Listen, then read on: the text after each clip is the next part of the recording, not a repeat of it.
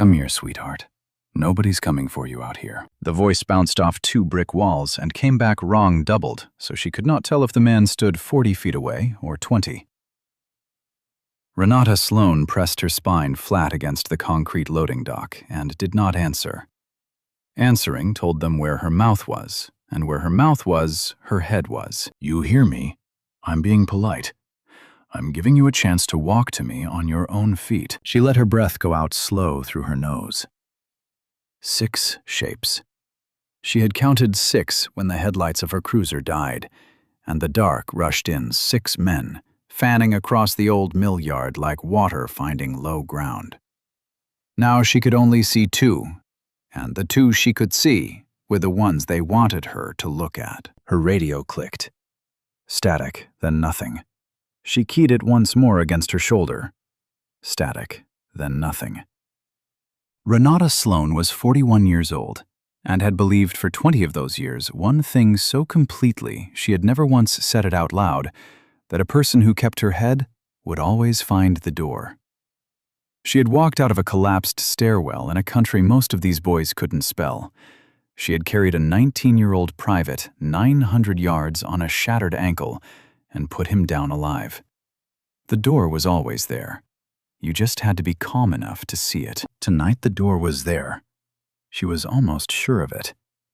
What she did not yet know was that someone had already locked it from the outside, and that the someone wore the same badge she did. Let me take you back 6 hours to before any of this, because you need to know who was standing in that yard before you can understand what they thought they'd caught. Friday, 4:20 in the afternoon.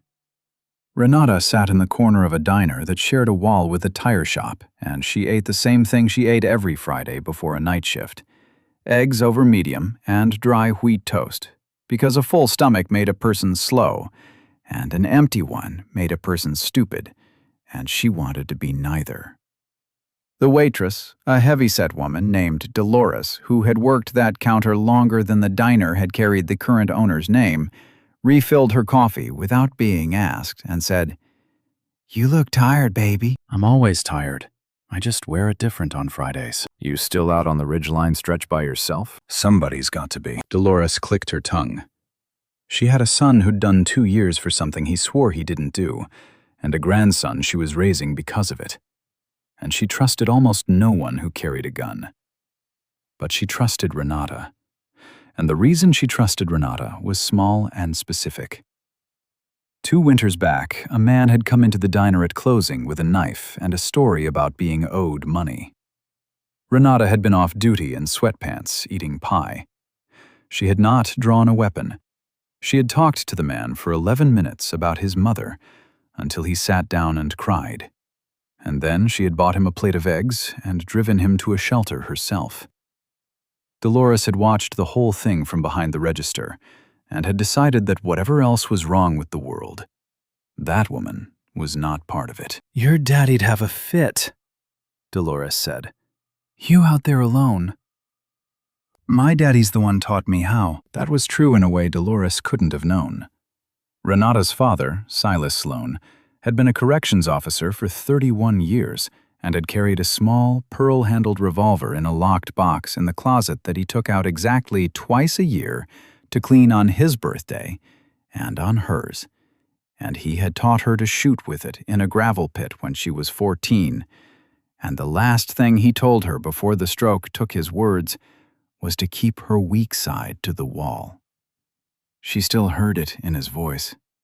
"Keep your weak side to the wall." She finished her eggs, left too much money on the table, the way she always did, and went to work. The precinct was a low brick building the color of a dead tooth, and the night shift briefing happened in a room with folding chairs and a coffee machine that produced something brown and hostile. The watch commander read out assignments in a flat voice. When he got to the industrial corridor, the long, dead stretch of shuttered mills and empty lots along the river that everyone called the Ridgeline, he read Renata's name and unit number and moved on. A man 2 chairs down shifted in his seat. Officer Merritt. 44 sandy going gray, a mustache he was too attached to, the kind of cop who was always first to the coffee and last to the scene. He had been on the force 19 years and had stopped moving up around year 9 and had made a private religion out of pretending he'd chosen it that way. He leaned toward the man beside him and said, not quite quietly enough, "They keep putting her out on the ridge. I keep saying it. She's not built for that. Tuned that corridor. Wrong fit." Renata heard it. She was meant to hear it. She had heard versions of it for 5 years since the day she'd transferred in, and she had a rule about it, which was that she did not spend her own blood pressure on a man who cost her nothing. She wrote the unit number on her palm out of an old habit and stood up. What she did not know, what no one in that room knew, was that Officer Merritt had a phone in his jacket pocket with a message on it he had already read 4 times, and that the message contained a dollar figure, and that the dollar figure was attached to her name, her unit, and the exact clock of her patrol loop along the ridgeline. He had sold it 11 days ago. He had told himself it was just a schedule. He had told himself schedules weren't people. She rolled out at 6. The ridgeline at dusk was the loneliest 4 miles in the city. Streetlights stood every 200 feet, like a receipt for money the city had stopped spending, half of them dark. The mills sat back from the road behind chain-link, long, low buildings, with rows of broken windows that held the last of the daylight and let it go 1 pane at a time. Renata knew every one of them. She knew which fence had a peeled corner that the copper thieves used, and which loading dock the kids tagged, and which building had a basement that flooded, and which one had the old dye tanks, the sunken concrete pits where the mill had once soaked fabric, now dry and full of leaves, and the kind of silence that had a floor you could stand on. She had walked all of it on foot over 6 years, because a corridor you only drove was a corridor you didn't actually patrol. At 9:40, she saw the smoke. It came from the yard of the old textile mill at the corridor's north end, a thin gray thread rising against a sky going purple. She called it in a possible structure fire, requested a look from the next available unit, and turned in through the open gate to check it, because that was the job. The gate should have been chained. She noted that it wasn't. She did not yet understand what it meant. The thread of smoke was a burn barrel, an oil drum with a fire in it sitting in the middle of the yard like bait, which is exactly what it was. She got out of the cruiser, and the moment her boots hit the gravel, the cruiser's engine died on its own, which engines do not do, and the yard lights that shouldn't have worked came on for 1 second and went out again. And in that 1 second of light, she saw them, 6 men, spread wide, between her and the gate. She got back to the car door and keyed the radio and got static. She keyed it again. Static. Someone was sitting on the frequency jamming it, and a person did not jam a police frequency by accident. And in the cold, clean part of her mind, a small door opened that she would not walk through until much later. A door with a question behind it. They knew I'd be here. They knew when. "Come here, sweetheart," the voice called across the yard. "Nobody's coming for you out here." And now you're back where we started, with her spine against the dock and her weak side to the wall, the way her father taught her, and 6 men in the dark who thought they had cornered a tired woman on a bad night. They had cornered a Marine. She did the arithmetic first, because arithmetic was cheaper than fear. 15 rounds in the sidearm, 1 in the pipe, a full magazine she had loaded herself at the start of shift, a backup piece at her ankle with 6, a flashlight she would not use because light was an address, a radio that was dead, a phone in her breast pocket at 61%. 40 minutes, give or take, until the shift changed and the next unit rolled the corridor. And if she could keep breathing for 40 minutes, a second cruiser would come through that gate, and the math would change. 40 minutes. She could do 40 minutes standing on her hands. "I know you can hear me," the voice said. Closer now.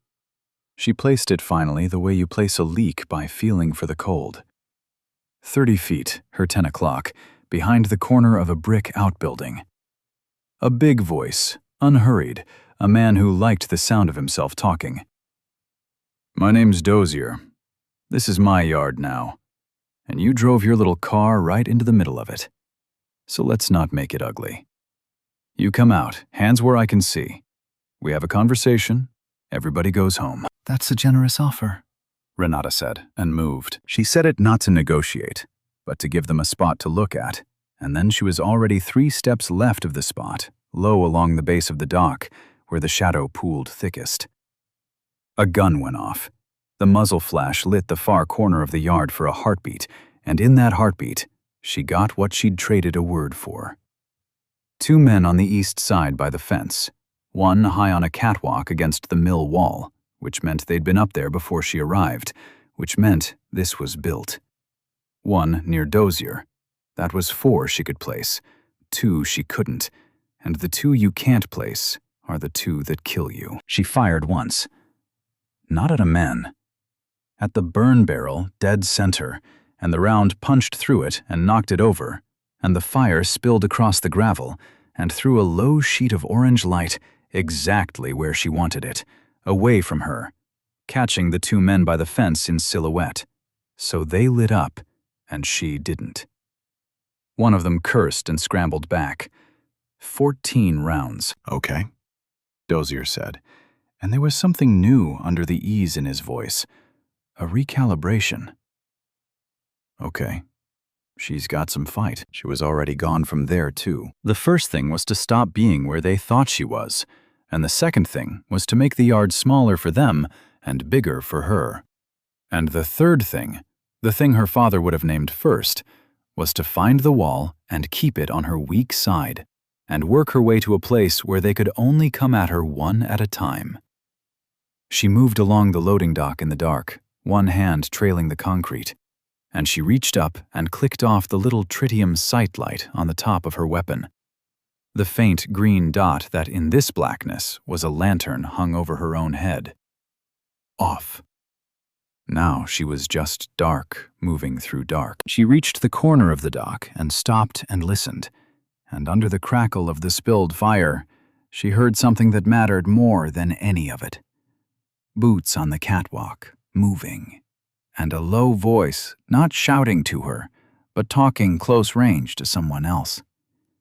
She held still and let it come to her. East side of the tank building. That's where the schedule says she posts up on the walkthrough. She knows the ground.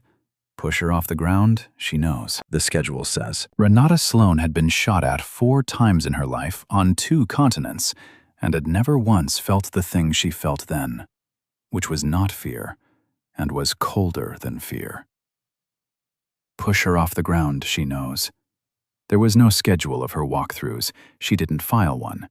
Her walkthroughs were the things she did off the record because the record didn't pay for boot leather.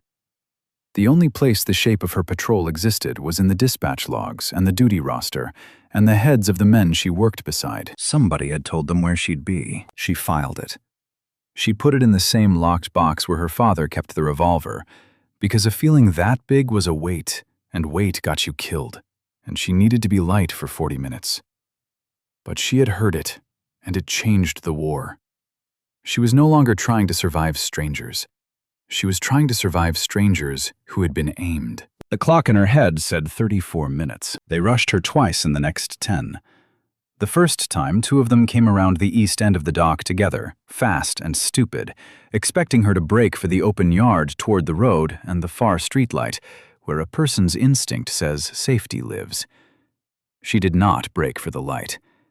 She had known for 6 years that the light was a trap, that the open yard was a kill floor, that safety in this place lived in the tight, dark spaces where numbers stopped mattering.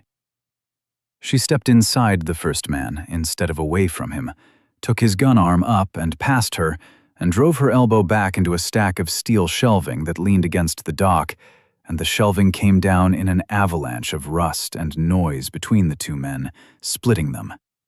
And while the second one was still swearing at the wall of fallen steel, she was 40 feet away and low, and the first man was on the ground, holding a wrist that would not do what he told it. She did not shoot him. She wanted to. 14 rounds was a wall she was watching go down brick by brick, and every man she put down without spending one was a brick she kept. She logged him instead, 1 down, unarmed now, out of the fight. 5. The second rush was smarter, and it cost her. Dozier had stopped talking, which was worse than the talking. 2 men came at her from angles, one drawing her eye with movement, while the other moved without a sound, and she read the quiet one late, a half-second late, and had to give ground she didn't want to give, backing deeper into the mill's shadow, away from the gate, away from the road, into the throat of the building where the tank room was. She got a shot off that hit nothing but a window frame and put a man behind cover. 13. But she was where they'd wanted her from the start. Push her off the ground, she knows. Except this was the ground she knew. This was the tank room. And they didn't know that she knew it, because the man who sold them her schedule had sold them a lie without knowing it. Had told them she posted up here as if it were her weakness, when it was the most familiar 400 square feet of her whole patrol. 26 minutes. For a stretch it went quiet. The bad quiet. Both sides listening. She used it.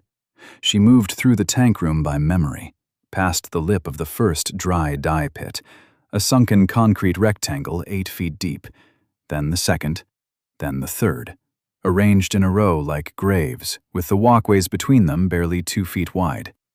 She knew where the walkways were and where the drops were, the way you know the last stair in your own house in the dark. She heard them come in behind her, careful now, and she heard one of them find the edge of the first pit with his foot and stop.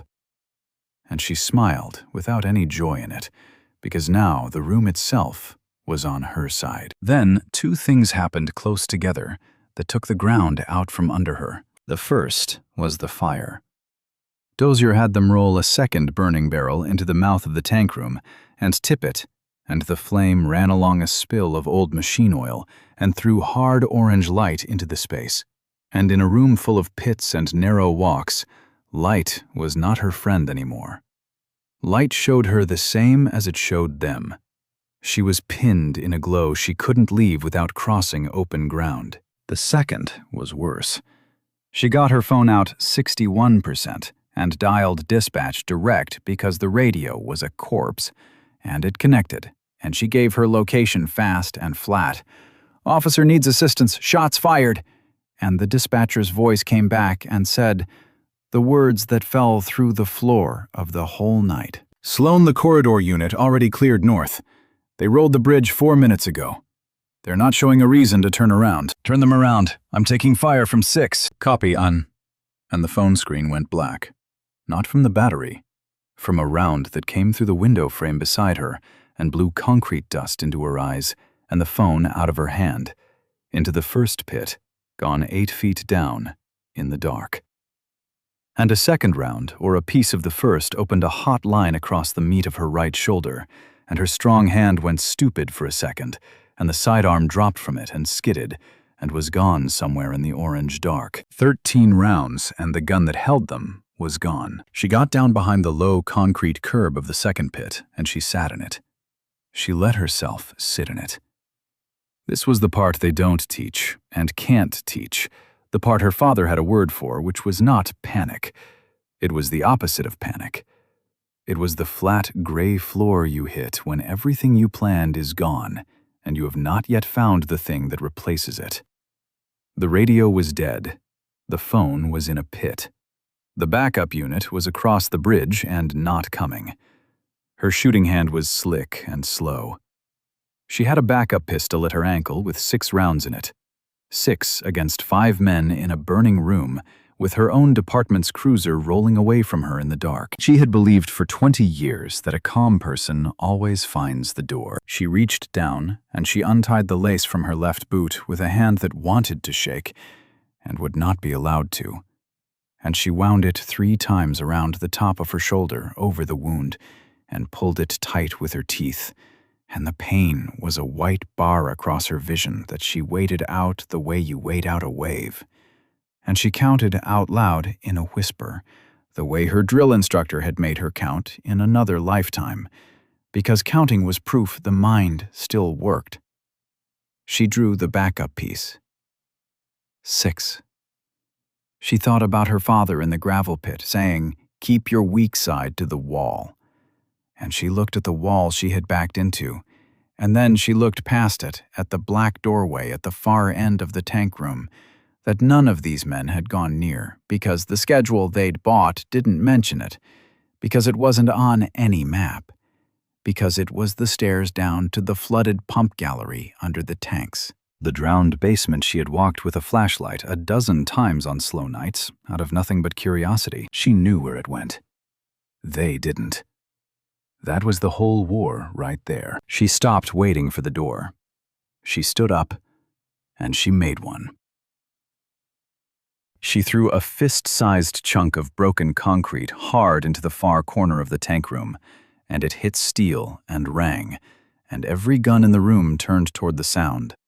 And while they were looking at the noise, she went the other way, low and silent, along the 2-foot walkway between the second pit and the third.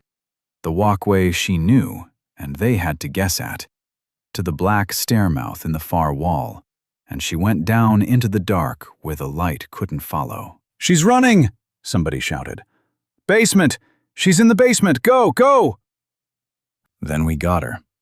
Dozier's voice came, and it was the first time all night it sounded certain, and that was the sound she'd been working the whole night to hear. A cornered animal runs down. That's what they thought. Down was the trap. Down was the drowned room with no other way out. Except it wasn't drowned all the way, and there was another way out. A maintenance tunnel that ran under the yard to the pump house by the fence line, and she had walked it in daylight with her flashlight and her curiosity 6 years running. And there was maybe a foot of standing black water on the gallery floor, and 1,000 things to trip a man who'd never been down there. And it was pitch dark, absolute, the kind of dark that a person who fears the dark cannot function in. And she had made her peace with the dark in places worse than this a long time ago. They came down after her the way she needed them to, one at a time, because the stair was narrow and the dark made them cautious. She stood in the black water against the far wall, weak side to the concrete, and she let the first one reach the bottom of the stairs and take 3 steps into the water toward the sound of her breathing, which she was giving him on purpose. And when he was close, she did not shoot. She took him low and hard and quiet and put him face down in the foot of water and held him until he stopped fighting and zip-tied his wrists behind him with the cuffs off her own belt and left him there, gasping on his knees with his face just above the waterline. 1. 6 rounds still in the pistol. She hadn't spent a brick. The second one called down the stairs, "Ramos, Ramos, you got her!" and got no answer, and came down, mad and loud and splashing, and she took him at the foot of the stairs before his eyes could adjust, swept his legs, and he went down into the water, hard. And she had a knee in his back and a plastic tie on him before he'd finished the sentence. He was screaming. 2. By the third one, they'd stopped coming down. She heard Dozier at the top of the stairs, and he wasn't easy anymore. He was doing math of his own and not liking the answer. 2 men, he said to someone. She's took 2 men in the dark, and I ain't heard a shot. What is she? Not a question. Renata stood in the black water with her father's voice in her ears and did not answer it. But she knew the answer. What she was a woman who had spent 2 deployments learning that the man who owns the dark owns the fight. And these boys had brought her to a place with more dark in it than they'd ever seen, and handed it to her. She came up the far stair, the pump house stair, out into the yard behind them, and now she was the one in the shadow at their backs, and they were the ones lit up by their own fire. The clock in her head said 9 minutes, and she had stopped believing in the clock because the clock was a cruiser that had crossed a bridge and wasn't turning around. And she understood now, standing in the dark behind the men who'd been sent to kill her, that the cruiser not turning around was part of the same thing as the jammed radio and the unchained gate and the schedule they'd bought. Somebody hadn't just told them where she'd be. Somebody had made sure no one came. She took Dozier last, and she took him without firing a shot, because she wanted him whole, and she wanted him able to understand, and understanding was the part that mattered. He was standing near the tipped barrel with his gun up, sweeping the tank room door, waiting for her to come out where he'd driven her.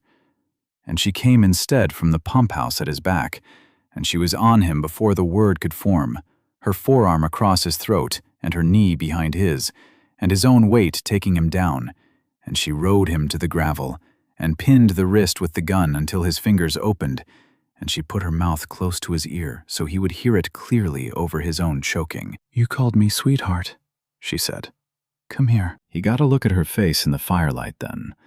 Close up the graying hair, and the jaw, and the eyes that weren't scared and had never once been scared. And she watched the thing arrive in him that she'd been waiting for all night, watched him understand all at once that the tired, lost woman he'd been promised did not exist, had never existed.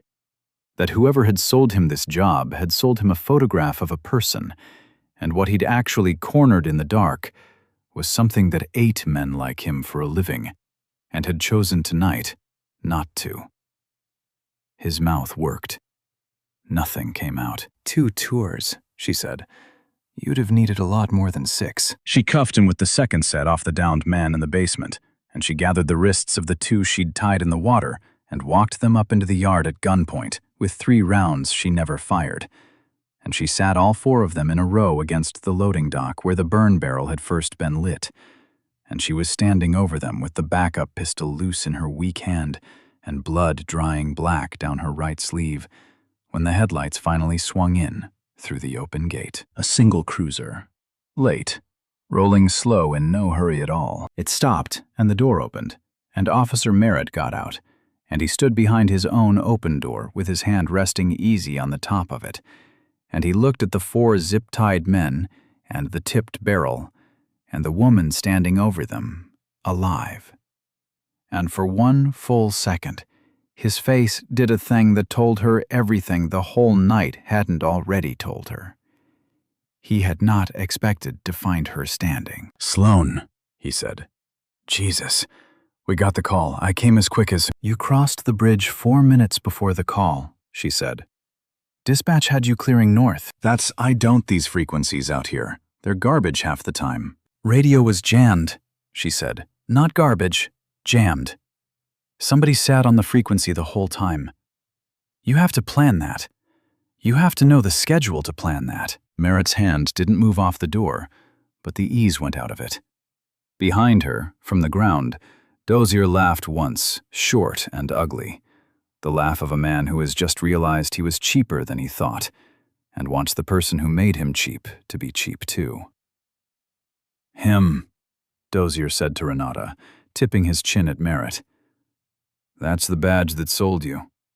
Paid us in cash out the window of that car right there. You want him? He's yours. I got no reason to carry his water now." Renata did not look at Dozier. She kept her eyes on Merritt, and she saw the exact moment he decided to run, and the exact moment he understood there was nowhere in that yard to run to, because the only way out was the gate, and she was between him and nothing. She was just standing there, and the standing there was worse than a gun. The second cruiser came, then the real backup, turned around at last by a dispatcher who hadn't stopped trying, and then a third, and the yard filled up with light and other officers and radios that worked, and it stopped being a place where one thing could happen quietly and became a place where the truth would have to happen in front of everyone, which was the only place it was worth having. Let me tell you how it came apart for him, because a man like Merritt doesn't fall in the yard. He falls later, in the light, with paper. It took her 11 days. The same 11 days the message had been sitting in his pocket, though she didn't know about the message yet when she started. What she had was the jammed frequency, and the crossed bridge, and the schedule, they said. She wrote it all down that same night in the hospital with her right arm in a sling and her left hand cramping. Every word Dozier had said. The phrase, "push her off the ground." She knows the timing of the barrel. Everything. Because a memory was a weight, and paper was where you set it down. The dispatch logs showed Merritt's unit clearing the North Bridge at 9:36 before her 9:40 call with no assignment that took him there. The tower data for the jamming, once the department's technical people pulled it, put a signal source at the north end of the corridor in the window of the attack from a handheld unit that had been signed out of the precinct equipment cage under Merritt's code and never signed back in. And the money, which was the thing that finally shut every mouth in the building that had spent 5 years saying "wrong fit." The money was a cash deposit into an account belonging to Merritt's brother-in-law, made the morning after in an amount that matched to the dollar the figure in a text message recovered from a phone Dozier had thrown into the weeds at the mill. A phone that still held the whole conversation. 11 days of it. A schedule, a name, a unit number, and a price. They took him in the precinct yard. It was not planned to be theatrical, and it became theatrical anyway because it happened at shift change when the folding chair room emptied out into the lot and 30 officers were standing around their cars in the gray morning. The same people who'd sat through the briefing where he'd said she wasn't built for that corridor. Renata was there because she'd been called in to sign the last of the statements, her arms still in the sling. She did not say anything. She didn't have to. 2 officers from the department's own affairs unit walked Merritt out with his hands behind him, past his own cruiser. And as they passed it, Renata stepped forward and set a single sheet of paper down on the hood of his car, where he could see it going by. It was the tower map. The signal source, the timestamp, the little red mark at the north end of the corridor, where a man had sat in a warm car and jammed her only voice, while 6 men hunted her in the dark. He looked at it. He looked at her. And she watched him understand the second time that word mattered in this story. Watched him understand that she had lived, and that living, she had been the thing that found him. That the tired woman he'd priced out at a number and a unit code had walked out of the drowned dark he'd sold her into, and come back up the stairs and across 11 days of paper to stand in this lot and put his own map on his own hood. His mouth did the thing Dozier's mouth had done. Nothing came out of it, either. "Wrong fit," Renata said, quietly, only for him. And then she stepped back and let them walk him to the car. Here is where everyone landed, because a story owes you that much. Dozier and the 4 men from the yard went to trial, and then, when the phone and the logs made trial pointless, took the pleas their lawyers begged them to take. And the numbers on those pleas were long, and fair-matched brick for brick to what they'd done. No more. And Dozier kept the one thing Renata had decided in the black water to let him keep, which was his life. And he would have a long time in a small room to think about the night he called a Marine sweetheart and told her nobody was coming. Merritt was convicted of things that don't have a nickname, the kind of charges that end with a man's name in a database forever. He lost the pension he'd spent 19 years pretending he didn't care about. He lost the badge. But the law let him keep the badge, as an object, the actual physical shield, because it had been his property. And Renata heard later that his lawyer had asked for it back for him as a sentiment, and the judge had allowed it. And she thought that was the cruelest and most correct thing that could have happened, that he would keep the dead badge in a box for the rest of his life, and take it out and look at it, and know exactly what it had been worth. His wife's sister moved her family 2 states away and did not leave a number. That was the whole ripple. A man like that doesn't take down a house when he falls. He just leaves a quiet where he used to be.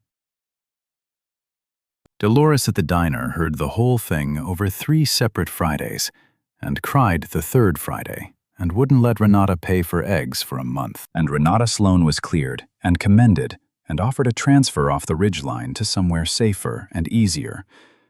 And she turned it down.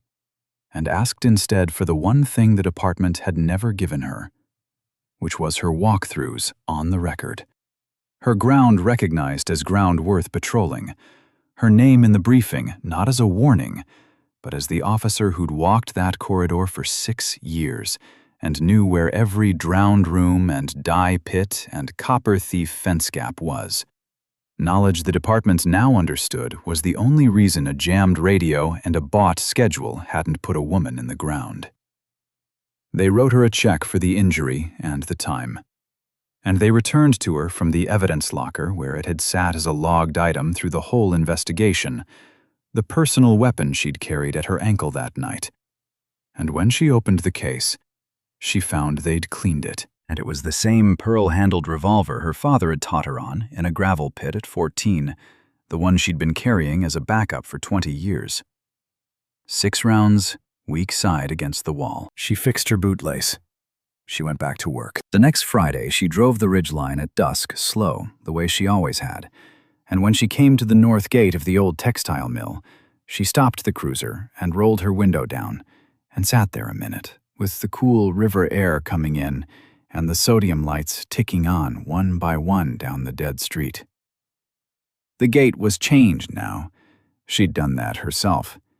She looked at it a while, and then she keyed her radio, which worked, and told dispatch she was clear and rolling, and she put the window up and drove on. Nobody came for her out there. She'd never needed them to. If this story reached you, let me ask you something before you go. Have you ever been the one they wrote off? In the room the wrong fit, the one they figured they could put somewhere and forget? And here's the harder question. When you found out who'd really set you up, was it a stranger? Or was it someone wearing the same colors as you? I'd like to know. Tell me in the comments about the time you walked out of a dark room they were sure would swallow you. If this one moved you, subscribe, give it a like, and send it to the person in your life who keeps their weak side to the wall.